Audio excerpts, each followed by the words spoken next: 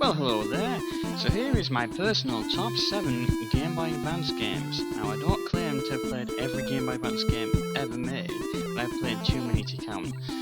So here they are. And again, just to clarify, this is my own personal beliefs. You can like whatever games you want. You might agree with me, you might not. So disclaimer, I've captured this footage using the Retro Pi. It's just the easiest format.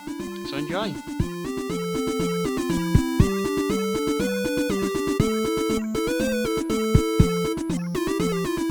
Number 7. Bruce Lee Return of the Legend. So this was a 2003 action side-scrolling beat-em-up. At the time it was released I was heavily into the Bruce Lee movies. Fist of Fury is my favourite, but I am a fan of Enter the Dragon.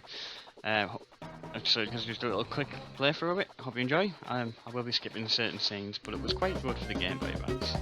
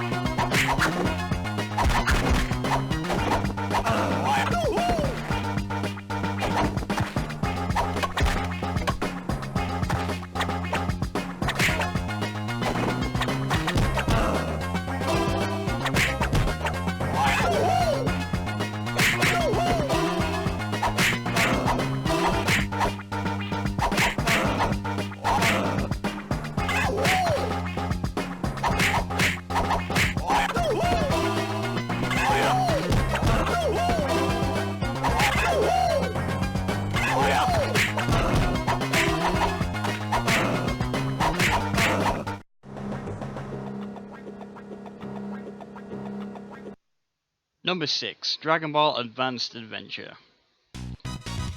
Now, depending where you're from depends on the release here. In the UK it was June of 2005, whereas the US got it a year later, with Japan being in November 2004, so they actually got it earlier, which obviously makes sense. It's Dragon Ball, Japanese franchise.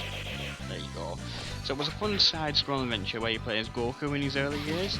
And again, I'm going to shut up and just let you get on with some of the footage.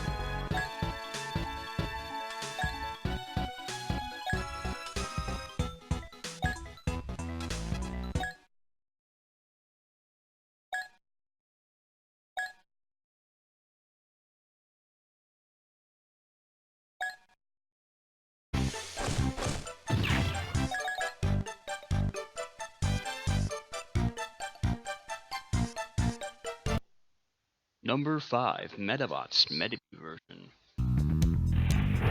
Released in the UK in 2002 with a 2003 USA release, this is a remake of a Japanese-only version for the Game Boy Color, also entitled Medabots Medibi version. Like Pokemon, it had two versions, which this you had the Medibi version and the Rakusho version. As I'm more a fan of Medibi, I preferred the Medibi version, but they both followed a very similar path. The game was very RPG basics, as you can kind of see here. It was very similar to the Pokemon games. You could also have 3-on-3 battles, whole collect them all vibe to it, medals and parts. Although be careful if you are liking the look of this one, there is Medabots AX versions, so Medabots AX Medibi, Medabots AX Rakusho. Now, these versions was more of fighter games, but I preferred the RPG version as it's much more fun and it's a lot more harder to get hold of these days. And I've seen people selling the actual box for this version, but when you open it, it's the AX version, so just be on the lookout for that.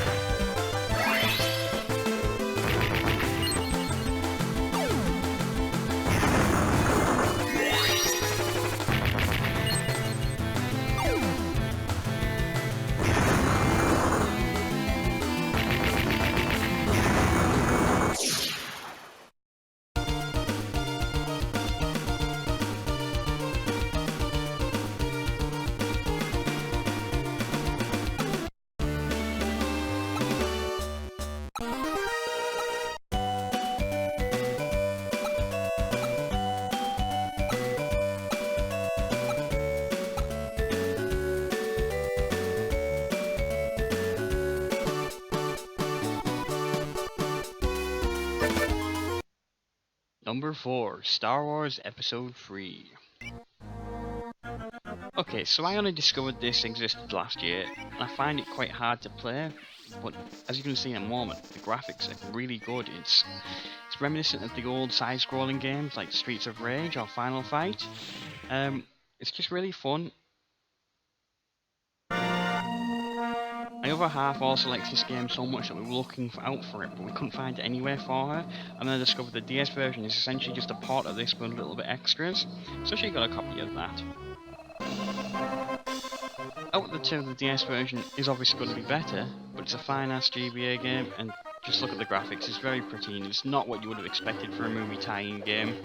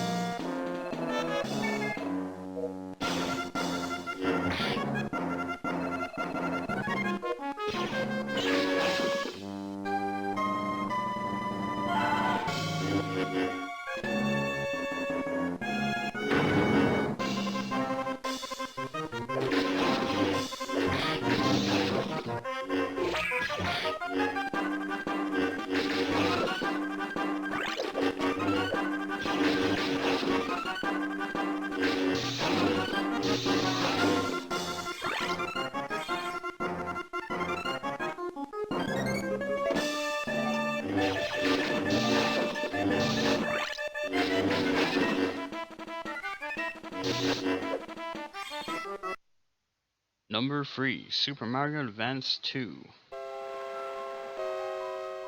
I think this one was released in 2002, we're just going by memory. It's a great one, it's a part of one of my all-time favourite SNES games, so I can't really say too much about it there. But this one had the GBA feel to it, and by that I mean it had the overhauled graphics the GBA versions of Mario was doing, which are very good to look at.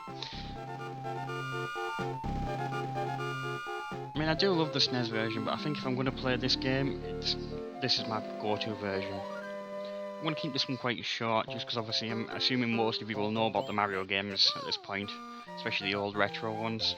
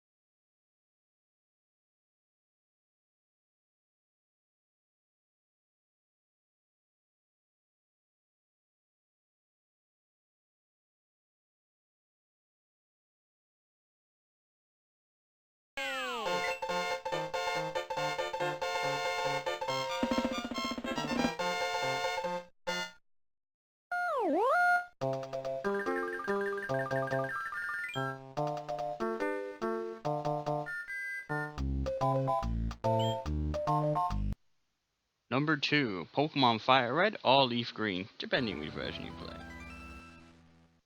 So released in 2004 worldwide, however different months for different regions, I don't think there's much really to say about these, as most people are aware of the Pokemon games, but I feel these were much needed remakes to bring the originals back to the time current engine that they were using. Also, I believe it was the only way to get the Kanto Pokemon into Ruby and Sapphire and Emerald. Not all of them, of course, but just the ones that weren't already included in them games. Additionally, I would personally love to just see the Kanto brought back from the current game engine that's used on the 3DS, but that's definitely not going to happen, or at least anytime soon, so just fill your nostalgia boots while you can.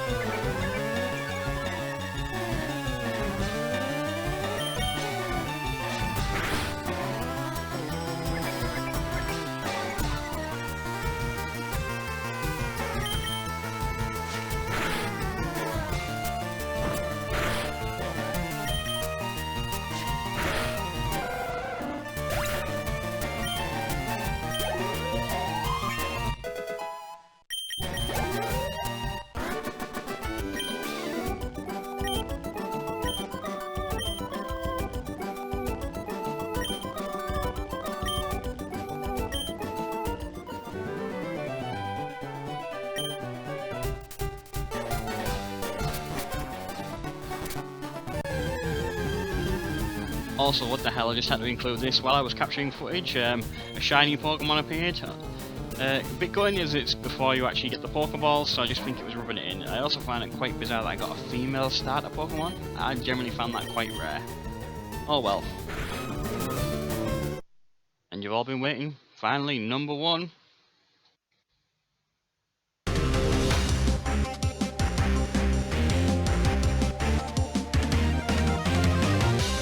Dragon Ball Z Boo's Fury. Now this wasn't released in the UK for some bizarre reason. I've never been able to find the exact reason for it, but it was released in 2004 in the good old US of A.